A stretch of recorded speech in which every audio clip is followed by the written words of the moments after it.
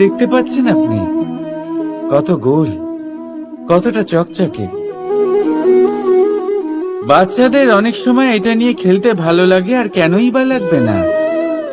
কতটা সুন্দর আর মসৃণ এটা। কিন্তু আপনি কি কখনো ভেবে দেখেছেন এই পাথর আগে কি ছিল? কোনো বিশাল আকার পর্বত, কোনো বিশাল আকার পাথরের একটা বড় ভেঙে যাওয়া অংশ বিশেষ, যেটা কোনোভাবে নদীতে পড়ে নদীর ধারার সাথে বইতে থাকলো, মাটির সাথে ঘর্ষণ হলো, বালির কণার সাথে ঘর্ষণ হতে থাকলো, আর তারপর ধীরে ধীরে এই আকার পেল। এবার আমরাও এই পাথরের মতোই। তাই মনে রাখবেন, আপনার ব্যক্তিত্ব, আপনার এই স্বরূপ ঈশ্বরের দেওয়া কখনোই নয়। হ্যাঁ, প্রকৃতি অবশ্যই আপনাকে জন্ম দিয়েছেন, কিন্তু আপনি নিজে নিজের ব্যক্তিত্বের রচয়িতা, আর আপনি তা রচনা করেন কঠিন পরিস্থিতির মুখোমুখি হয়ে, সংকটের ধারা পার করে। তাই আপনিও এই পাথরের মতো নিরন্তর চেষ্টা করতে থাকুন, নিজের অস্তিত্ব বজায় রাখুন, এই অস্তিত্বকে মহান করতে থাকুন, আর আমার সাথে ভালোবেসে বলুন, রাধা রাধা। দেখতে গেলে এই সংসার বড়ই সুন্দর, কিন্তু আসল সত্যি এটাই যে সংসারে সবকিছু নশ্বর। যেটা কাল ছিল তা আজ নেই, যা আজ আছে তা কাল ছিল না, আর যা আজ আছে তা কালও থাকবে না। প্রত্যেক মানুষকেই যথাসময়ে কালের কাছে মাথা নত করতে হয়। এই রূপের বিনাশ করে বার্ধক্য, প্রাণের বিনাশ করে মৃত্যু, আলস্য, ঈর্ষা ধর্মের বিনাশ করে, আর ক্রোধ বিনাশ করে সম্পর্কের। কিন্তু এরকম একটা অনুভূতি আছে যা একাই সমস্ত গুণ বিনাশ করতে সক্ষম হয়, আর সেটা হলো অহংকার। তাই জ্ঞানকে নিজের কাছে আসতে দিন, কিন্তু অহংকারকে কখনোই নয়। কারণ যদি এই অহংকার আপনার কাছে চলে আসে, তাহলে জীবনে যা কিছু আপনি অর্জন করেছেন, তা সে গুণ হোক বা হোক ধন, সে বন্ধু হোক বা হোক আনন্দ, সবকিছু শেষ হয়ে যাবে। রাধা রাধা।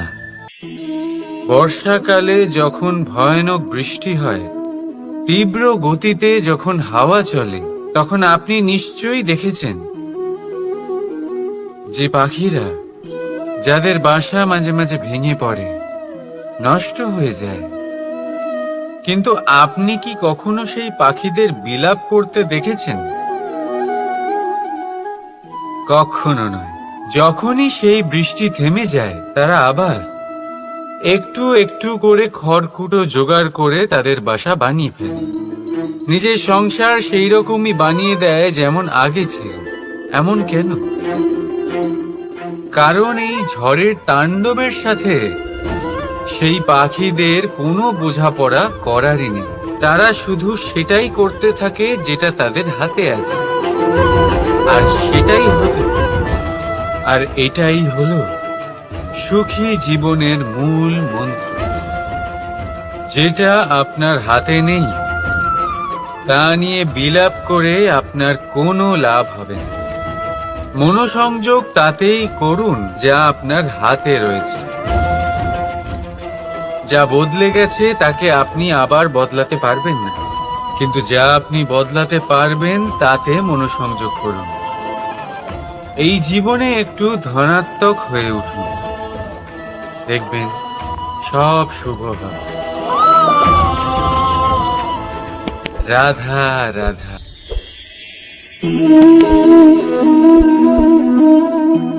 ছোটবেলায় একটা জিনিস আমি কখনো বুঝে উঠতে পারিনি। আমি সবসময় আশ্চর্য হয়ে থাকতাম যে এটা কি করে সম্ভব হতে পারে। ব্যাপারটা ছিল এরকম, আমি আমাদের গোয়াল ঘরে দেখতাম ভিন্ন ভিন্ন রং রূপের গাভী। কারোর রং কালো তো কারোর রং সাদা, কেউ খয়েরি তো কারোর রং বাদামি। এবার আমি দেখতাম কারোর কারোর শিং বড় তো কারোর এত ছোট যে দেখাই যায় না। কোনো গাভী আকারে ছোট ছিল তো কেউ একটু বড়।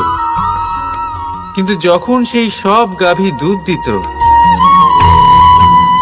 তখন আমি দেখতাম সেই সব দুধ সমান, রং সমান, স্বাদ সমান, গুণও সমান, আর সমান পুষ্টিও। এবার আমি এটা বুঝতে পারতাম না। আমার দৃষ্টিতে তো সমস্ত গাভী আলাদা আলাদা ছিল। আমি ভাবলাম আমি মাকে জিজ্ঞেস করি। মাকে জিজ্ঞেস করলাম। মা আমাকে বললেন, কানাই, রং রূপ পাল্টালেও গাভীদের বাস্তবিকতা তো পাল্টায় না। গাভী তো গাভীই থাকবে। এবার আমি এটা বুঝতে পারি না যে মানুষ এটা আত্মসাৎ কেন করতে পারে না। দেখুন, রং, রূপ, জাত, ধর্ম, ভাষা, এই সবের উপরে হলো মনুষ্যত্ব। আর মনুষ্যত্বের একটাই ধর্ম, আর সেটা হলো প্রেম। তাই এই প্রেম আপনি সকলের সাথে ভাগ করে নিন, প্রেমের সাথে সকলের সেবা করুন। এই মনুষ্যত্বর অমৃত চেখে দেখুন, আর আপনি বুঝে যাবেন যে আমরা কেউ আলাদা আলাদা নই, আমরা সবাই সমান। রাধা রাধা। সাগর, কত বিশাল হয় এই সাগর! কি না করতে পারে এই সাগর! এক মুহূর্তের মধ্যে সব ধ্বংস করে দিতে পারে, প্রলয় ডেকে আনতে পারে, সংসার মুছে ফেলতে পারে। এই সাগর জীবন জ্যোতি নিভিয়ে দিতে পারে। কিন্তু এই সাগর যা মেটাতে পারে না তা হলো একজন তৃষ্ণার্তের তৃষ্ণা। অন্যদিকে এই ঘোড়া, যা এতটাই ছোট যে গোপিনীরা একসঙ্গে অনেকগুলো নিয়ে চলতে পারে, কিন্তু এই ছোট ঘোড়া অনেকের তৃষ্ণা মেটাতে পারে। এবার বলুন, জল সাগরেও আছে, আবার এই ঘোড়াতেও। তাহলে পার্থক্য কোথায়? এখানে পার্থক্য হলো তাদের আচরণের মধ্যে। একজন মাটির মধ্যে মিষ্টি জল ধরে রাখে তো আরেকজন নিজের নোনা জলের আঘাতে যে কাউকে মাটিতে মিশিয়ে দিতে পারে। আপনি কি হতে চাইবেন? সাগরের নোনা জল হয়ে কারোর আশা চূর্ণ বিচূর্ণ করে দিতে, নাকি মিষ্টি জলের ঘোড়া হয়ে কারোর তৃষ্ণা মেটাতে? সিদ্ধান্ত আপনার। রাধা রাধা। কতবার এমন হয়, আপনি কোনো কাজ করার জন্য কাউকে দায়িত্ব দেন, কিন্তু সেই ব্যক্তি সেই কাজ সম্পন্ন করতে পারে না, অসম্পূর্ণ রেখে দেয়, অথবা ঠিকভাবে করতে পারে না। এবার এই পরিস্থিতিতে কি হয়? আপনি ক্রুদ্ধ হয়ে যান, তার উপরে আপনি রেগে যান, তাকে তিরস্কার করেন, আর তারপরে সেই কাজ সম্পন্ন করতে আপনি নিজেকেই নিযুক্ত করেন, আর শেষ পর্যন্ত সেই কাজ সম্পন্ন হয়েই যায়। এবার এই বিষয়ে সমস্যা সেই ব্যক্তির চেষ্টায় নয়, সমস্যা আপনি যে সেই ব্যক্তিকে ভরসা করলেন তার ছিল। আমরা অন্যের প্রতি ভরসা করাকে প্রথম পদক্ষেপ বানিয়ে, আর নিজের উপরে বিশ্বাসকে শেষ সম্বল। কিন্তু তার বদলে এটাই হওয়া উচিত যে নিজের উপরে ভরসাকে আমরা প্রথম পদক্ষেপ বানাই, তাকে নিজের সহায় মানতে হবে। যদি আপনি এমন করেন তাহলে পরিণাম আরো সুখকর, আরো আনন্দদায়ক হবে। তাই মনে রাখবেন, এই সংসারে আপনার সব থেকে বড় ভরসা আর কেউ নেই। এই সংসারে আপনার সব থেকে বড় রক্ষাকর্তা আর কেউ নেই, বরং আপনি নিজেই। রাধা রাধা। আসুন আপনাকে একটা প্রশ্ন করছি, সোনা আর লোহার মধ্যে তফাৎ কি? এবার বেশিরভাগ লোকের উত্তর এটাই হবে যে সোনা বহুমূল্য। সোনার মূল্য লোহার থেকে আমাদের আরো বেশি সুন্দর দেখায়। অন্যদিকে লোহা সেই সৈনিকদের ঢাল ও তলোয়ার হয়ে তাদের রক্ষা করে, যারা আমাদের প্রাণকে রক্ষা করেন। এই সৈনিক না থাকলে আমাদের প্রাণও থাকবে না। এবারে বলুন, সোনার মূল্য বেশি হওয়াতে কি লোহার মূল্য কমে যায়? কখনোই নয়। ঠিক সেইভাবে এই জীবনে আপনি যতই চেষ্টা করুন, কিছু না কিছু এমন থেকে যাবে যা আপনি কখনোই পাবেন না। আর সেই কারণে নিজেকে অক্ষম মনে করা অনুচিত। হতে পারে আপনার কাছে সেই গুণ আছে যেটা সংসারে আর কারোর কাছে নেই। সেই গুণটাকে চিনুন, সেটাকে বাড়ান আর সেটাকে ব্যবহার করুন। তাই মনে রাখবেন, সংসারে প্রত্যেকটা ব্যক্তি বিশেষ হয়, আর এই সংসারে সবাই সবকিছু পায় না। নিজেই দেখে নিন, সোনাকে যে দোকানে সাজিয়ে রাখা হয়, সেই দোকানের তালা লোহা দিয়ে তৈরি হয়। রাধা রাধা। ধন খরচ করেও একটা জিনিস আমরা কিনতে পারবো না, আর তা হলো একটা মুহূর্ত। কি হলো? সত্যি সামনে এসে গেল? সত্যি হলো এটাই যে জগতে সব থেকে বেশি মূল্যবান সময়। সেই সময় যেটা আমরা এমনি নষ্ট করে দিই, অকাজে, কখনো কোনো আশাতে, কখনো শোক করে, কখনো ঘটে যাওয়া দিনের কথা ভেবে, তো কখনো ভবিষ্যতের চিন্তাতে। এই সময়ের সদ্ব্যবহার আমাদের করা উচিত। এই সময়ের সদ্ব্যবহার করে আমাদের ধন অর্জন করা উচিত, মহান কাজ করা উচিত, আমাদের ব্যক্তিত্বকে উদার করা উচিত, ভালো কাজ করা উচিত, সকলের সাথে আনন্দ ভাগ করা উচিত। যদি আমরা এই সংসার থেকে চলেও যাই, তাহলেও সময় আমাদের যেতে দেবে না। এখানেই স্থিত করে রাখবে, কারোর না কারোর জন্য প্রেরণা হয়ে, বা কারোর মুখে কৃতজ্ঞতার হাসি ফুটিয়ে। রাধা রাধা। সূর্য। এই সংসারে সব থেকে বেশি তেজস্বী এই সূর্য, সব থেকে বেশি উজ্জ্বল, সব থেকে বেশি শক্তিশালী। কিন্তু আপনি কি কখনো সূর্যোদয় দেখেছেন? এই শক্তিশালী সূর্য কিভাবে উদয় হয়? লাল রঙের আভার সাথে, সৌম্যতার সাথে, শান্তির সাথে উদয় হয়। কখনো সূর্যাস্ত দেখেছেন? সেই লাল রঙের আভা, সেই সৌম্যতা, সেই একই শান্তি। আর এটাই একজন মহান ব্যক্তিত্বের গুণ। যখন জীবনে উত্থান ঘটে, তখনও অহংকার করেন না, সৌম্যতা বজায় রাখেন। আবার যখন জীবনে ক্ষতি হয়, তখনও সৌম্যতা বজায় রাখেন। যদি আপনিও চান সূর্যের মতো আপনি সম্মান পাবেন, তাহলে সূর্যের মতন হন। যখন জীবনে আনন্দ আসে, কুশল আসে, তখন সীমা লঙ্ঘন করবেন না। যখন জীবনে দুঃখ আসে, কষ্ট আসে, বিনাশের পথে অগ্রসর হবেন না। সৌম্য থাকুন, শান্ত থাকুন, সূর্যের মতো চকচক করতে থাকুন। কারণ সব মুহূর্তের মতোই এটাও একটা মুহূর্ত। তাতে আপনি আনন্দ লাভ করুন, বা পান দুঃখ, এই মুহূর্ত অবশ্যই চলে যাবে। রাধা রাধা।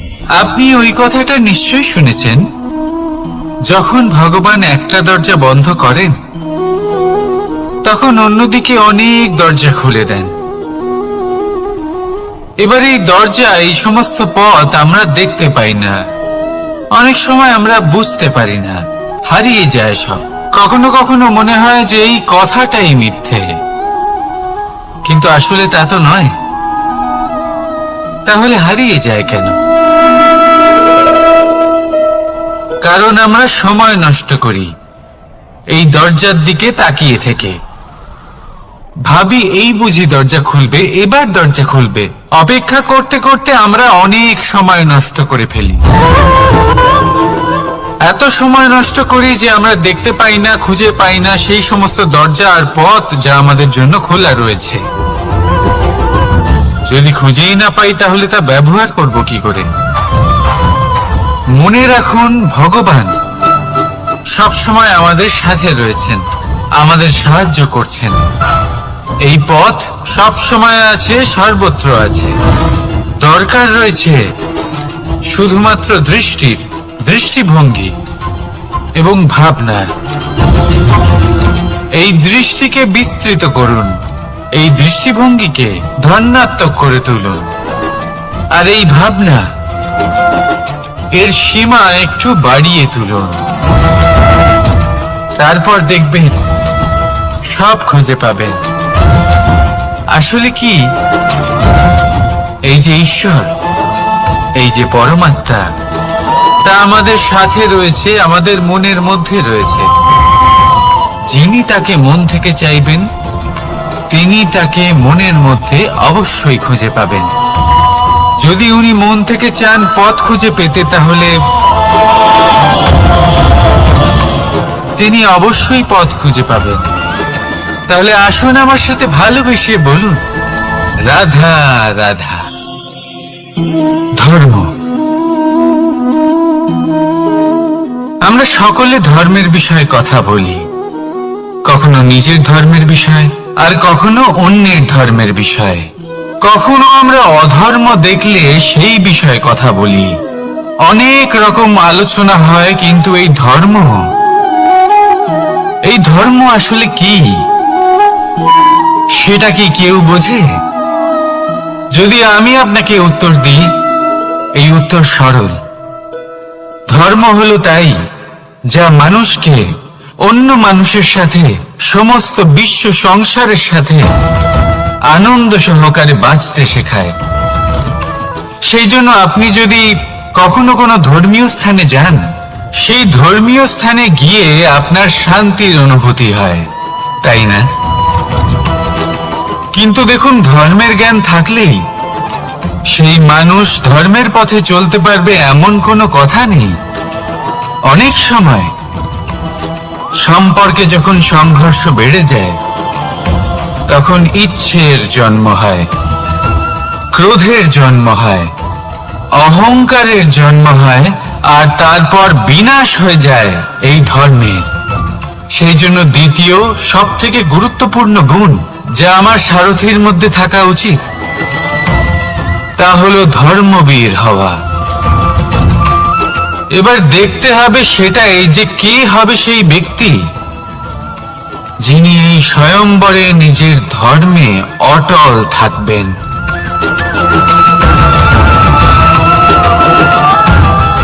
কারণ সেই ব্যক্তি এই সংসার থেকে সরে এসে ধর্মের পুনঃস্থাপনের এই মহাকার্যে আমার সারথী হতে পারবেন।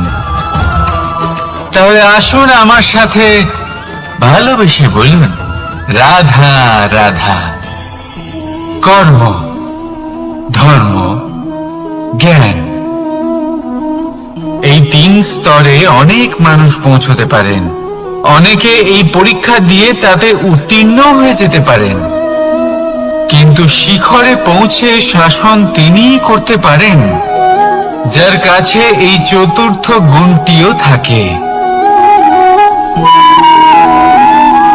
সমর্পণ। অত্যন্ত গুরুত্বপূর্ণ একটা গুণ এটা। এই সমর্পণ আসলে অত্যন্ত গুরুত্বপূর্ণ। পূর্ণ সমর্পণ দরকার নিজের লক্ষ্যের প্রতি, সমর্পণ নিজের কর্তব্যের প্রতি, সমর্পণ নিজের আত্মার থেকে নির্গত স্বরের প্রতি, সমর্পণ নিজের রথের প্রতি, অর্থাৎ আমার প্রতি। এবার এই পরীক্ষায় অত্যন্ত কঠিন এক বাঁক আসতে চলেছে, যেখানে সারথীকে সমর্পণের নিরিখে পরীক্ষা করা হবে, আর তাতে উত্তীর্ণ হওয়ার পরেই তার হাতে ধর্ম স্থাপনের রথের রাশ তুলে দেওয়া হবে। দেখা যাক কি হয়। ততক্ষণ আপনি প্রসন্ন থাকুন আর আমার সাথে ভালোবেসে বলুন, রাধা রাধা। মাকড়সারা ভীষণ পরিশ্রম করে এটা তৈরি করে, নিজের শরীরের রস দিয়ে এই জাল বনে। আপনি কি এটার উদ্দেশ্য জানেন? আসলে মাকড়সা এই জালে ছোট কীটপতঙ্গ ধরে তাদেরকে খাদ্যরূপে গ্রহণ করে। কিন্তু আপনি কি এই কথা জানেন যে একদিন মাকড়সা নিজেই নিজের জালে জড়িয়ে মৃত্যুবরণ করে থাকে? বলুন, কি করেন আপনি এই জাল দেখতে পেলে? দেখতে পেলেই মুছে ফেলেন এর অস্তিত্ব, তাই না? তেমনি অন্যদিকে পাখির বাসা, পাখিরাও ভীষণ পরিশ্রম করে এটা তৈরি করে। কিন্তু যদি পাখি একদিন এটা ছেড়ে চলে যায়, তাহলেও লোকে এটা নষ্ট করে দেয় না। কারণটা কি? এর কারণ হলো এর নির্মাণ জীবন সঞ্চারের জন্য করা হয়েছিল, নষ্ট করার জন্য নয়। তাই মনে রাখবেন, জীবনে আপনার পরিশ্রম যতই বেশি হোক না কেন, যদি আপনার লক্ষ্য শুভ না হয়, তাহলে আপনারও বিনাশ নিশ্চিত। তাই সৃজন করতেই থাকুন আর মুগ্ধ হয়ে বলুন, রাধা রাধা।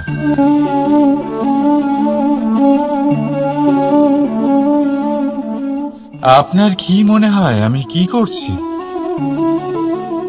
আপনি বলবেন আমি প্রদীপ জ্বালাচ্ছি।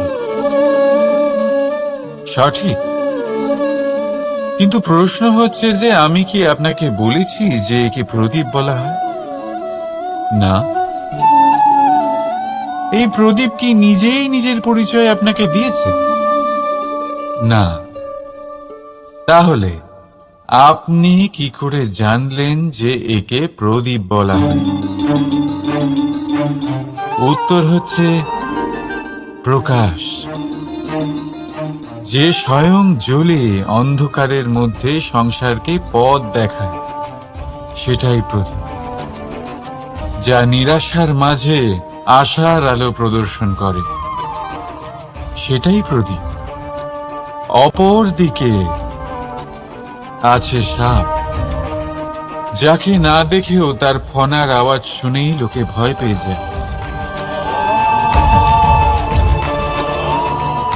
তার মানে ব্যক্তির পরিচয় তার কর্মের দ্বারা পাওয়া যায়। তাই আপনার এটা বলার প্রয়োজন নেই যে আপনার পরিচয় কি। এটা আপনার কর্মই নিশ্চিত করবে যে লোকে আপনাকে প্রদীপ ভেবে ভালোবাসবে নাকি সাপ ভেবে ভীত হয়ে থাকবে। রাধা রাধা। সময় কত বিচিত্র হয়। সময় আমাদের পক্ষে থাকলে আমরা নিজেদের রাজা মনে করে নিই, আর সেই সময় যদি বিপক্ষে চলে যায়, তাহলে নিঃস্ব হতে সময় লাগে না। তাই মানুষের একটা অভ্যেস আছে, খারাপ সময়ের জন্য কিছু সঞ্চয় করা।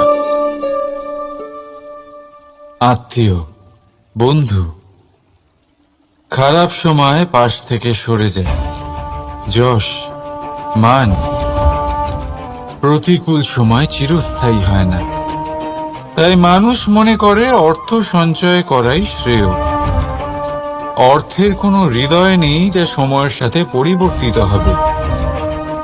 সংসার বলে সর্বদা অর্থ সঞ্চয় করতে থাকুন। খারাপ সময় অবশ্যই কাজে লাগবে, কিন্তু আমি বলবো শুভ কর্ম করতে থাকুন, আনন্দে থাকুন, নিজের ওপর আর ঈশ্বরের ওপরে বিশ্বাস রাখুন। খারাপ সময় কখনো আসবেই না। রাধা রাধা। প্রকৃতি মানুষকে এক বিশেষ শক্তি দিয়েছে, অন্য জীবের থেকে বেশি শক্তি দিয়েছে। স্মরণ শক্তি। এই শক্তি মানুষকে অন্য জীবের থেকে ভিন্ন করে, ইতিহাস রচনা করার প্রেরণা দেয়, জ্ঞানকে বংশানুক্রমে এগিয়েও নিয়ে যায়।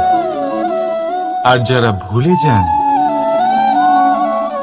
অধিকাংশ সময় তারা উপহাস আর দয়ার পাত্র হয়ে যান। কিন্তু এটাই কি প্রকৃত রূপে সত্য? না। এই স্মরণ শক্তি মানুষের বিকাশের সব থেকে বড় বাধা হয়ে দাঁড়ায়। তার মনকে দূষিত করে দেয়। খারাপ অভিজ্ঞতা, কারোর করা বিশ্বাসঘাতকতা, কারোর কটাক্ষ বেশিরভাগ মানুষই ভুলতে পারেন না, আর তারপর প্রতিশোধ নিতে উদ্যত হন। প্রথমে সময় নষ্ট করেন প্রতিশোধের প্রস্তুতিতে, আর তারপর সময় নষ্ট করেন প্রতিশোধ নেওয়ার সুযোগ খুঁজতে। যদি সন্তুষ্টি পেতে চান, যদি জীবনে আনন্দ পেতে চান, তাহলে স্মরণ শক্তির সদ্ব্যবহার করুন। নিজের স্মরণ শক্তিকে চালনা করুন শুধুমাত্র ভালো কথা আর ভালো স্মৃতির দিকে। জীবনে আনন্দ পাবেন। রাধা রাধা। মানুষ নিজের পরিবারের জন্য কত কিছুই না করে, দিন রাত পরিশ্রম করতে থাকে যাতে তার পরিবারের প্রয়োজন পূরণের জন্য অর্থ রোজগার করতে পারে। কিন্তু শুধু অর্থ রোজগার করাটাই কি যথেষ্ট? আপনি বলবেন, হ্যাঁ নিশ্চয়ই, অর্থ দিয়ে সবকিছু পাওয়া যায়, বিদ্যা পাওয়া যায়, বাড়ি পাওয়া যায়, ওষুধ পাওয়া যায়, আর কত কিছুই না পাওয়া যায়। এইসব একটা পর্যায় পর্যন্ত সঠিক, কিন্তু একটু মন দিয়ে ভেবে দেখুন, যখন কোনো শিশু অসুস্থ হয়ে পড়ে তখন সে ওই তিক্ত ওষুধ কেন খেয়ে নেয়? এই জন্য কারণ ওর পিতা সেই ওষুধ অর্থ দিয়ে কিনেছে? না, বরং এই জন্য কারণ তার পিতা যে তার সামনে দাঁড়িয়ে, তার ওপরে তার বিশ্বাস আছে। বিশ্বাস আছে যে উনি তার কিচ্ছু হতে দেবেন না। এই বিশ্বাস, এই সংস্কার, এই শিক্ষা কখনো অর্থ দিয়ে পাওয়া যায় না। এটা পাওয়া যায় সেই সময় থেকে যা মাতা পিতা তাদের সন্তানের সাথে কাটিয়েছেন। তাই জীবনে অর্থ অবশ্যই উপার্জন করুন, কিন্তু নিজের পরিবারকেও সময় দিন, আনন্দ পাবেন। রাধা রাধা। বিরোধিতা এমন এক শব্দ যা শুনে আমরা সবাই ভয় পেতে থাকি। যদি কেউ আমাদের বিরোধিতা করে তা আমাদের সহ্য হয় না। আমরাও কারোর বিরোধিতা করে কোনো শত্রুতা করতে চাই না। এই ধরনের ভাবনা আমাদের মনে আসতেই থাকে। কিন্তু বিরোধিতা, এই শব্দ আপনার শান্তির জন্য, আপনার সুখের জন্য কতটা গুরুত্বপূর্ণ তা আপনারা জানেন না। তাই যদি কাল এসে কেউ আপনার বিরোধিতা করে, তখন সবার আগে নিজেকে যাচাই করুন। আপনি কি ভুল করেছেন? আপনার দোষ কি? নিজের মধ্যে কি ত্রুটি আছে সেটা বোঝার চেষ্টা করুন। নিজেকে সংশোধন করার চেষ্টা করুন, তারপর দেখুন বিরোধিতার এই আগুন আপনাকে স্বর্ণ থেকে কুন্দন বানিয়ে তুলবে। বলা হয় এই সংসারে খারাপ বেড়েই চলেছে, কিন্তু তার কারণ এ নয় যে খারাপ মানুষ বেড়ে চলেছে। তার কারণ হলো যে ভালো মানুষ, যাদের ভালো চিন্তা, ভালো বিচারধারা আছে, তারা খারাপের বিরোধিতা করতে পারে না।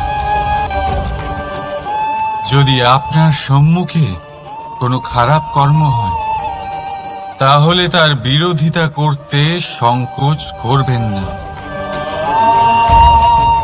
কারণ বিরোধিতার এই আগুন মন্দকে পিছুপা হতে অবশ্যই বাধ্য করে। রাধা রাধা। বিশ্বাস, জীবনে বিশ্বাস কতটা গুরুত্বপূর্ণ। একজন স্ত্রী তার স্বামীর হাত ধরে যে কোনো জায়গায় যেতে পারেন, এর কারণ হলো বিশ্বাস। তার নিজের স্বামীর ওপরে বিশ্বাস আছে। যখন একজন মা তার ছোট বাচ্চাকে কোলে তুলে হাওয়ায় ওঠায়, তখন সেই বাচ্চা ভয়ভীত হয়ে যায় না। তার কারণ হলো বিশ্বাস। তার বিশ্বাস আছে যে তার মা তার কিচ্ছু হতে দেবে না। এক বৈদ্যের দেওয়া ঔষধ সন্তান কিছু না বুঝে শুনেই খেয়ে ফেলে।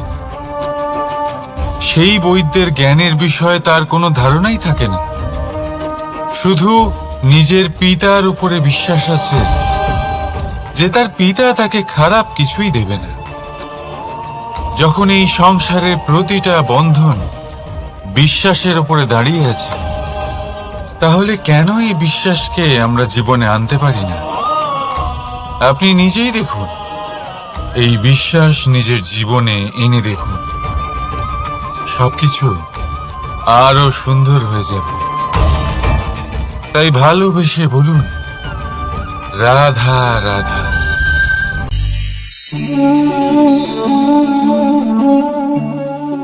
অহংকার, এই শব্দটা সবাই শুনেছেন। বহু মানুষকে আপনি এটা বলতে শুনেছেন যে ওই ব্যক্তির অহংকার আছে, ওই মানুষটির ক্ষমতার অহংকার আছে, ওই ব্যক্তির নিজের রূপ নিয়ে অহংকার আছে, ওই ব্যক্তির নিজের অর্থের অহংকার আছে, ইত্যাদি ইত্যাদি। কিন্তু এই অহংকার, এর অস্তিত্ব হয় কি করে?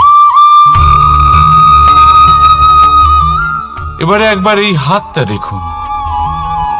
যদি এই হাতের 5 আঙ্গুল উঠে দাঁড়ায়, আশীর্বাদ। আর যদি এই হাতের 5টা আঙ্গুল একসাথে মুঠো হয়ে যায়, শক্তি। সংকটের বিরুদ্ধে ঢাল। কিন্তু এই একটা আঙুল সংকটের কারণ হয়ে দাঁড়াতে পারে। এই একটা আঙুল শত্রুকে আহ্বান জানায়। এবার অহংকার বলে এই শব্দটাই দেখে নিন। আমাদের থেকে আলাদা হয়ে গেলে হয় অহং। অহং অর্থাৎ ব্যক্তির মনে হয় যে সে আপনদের থেকে, নিজের বন্ধুদের এবং সঙ্গীদের থেকে, নিজের পরিবারের থেকে অনেক উপরে, অনেক শ্রেষ্ঠতর সে। কিন্তু মনে রাখবেন, এই অহংকার কোনো ব্যক্তির অস্তিত্বের বিনাশের প্রথম ধাপ। তাই ঝেড়ে ফেলে দিন এই অহংকারকে। আর বিশ্বাস করুন আমাদের ওপর, কারণ তখনই আপনি শান্তি পাবেন। আর সেই শান্তির সাথে বলে উঠবেন, রাধা রাধা।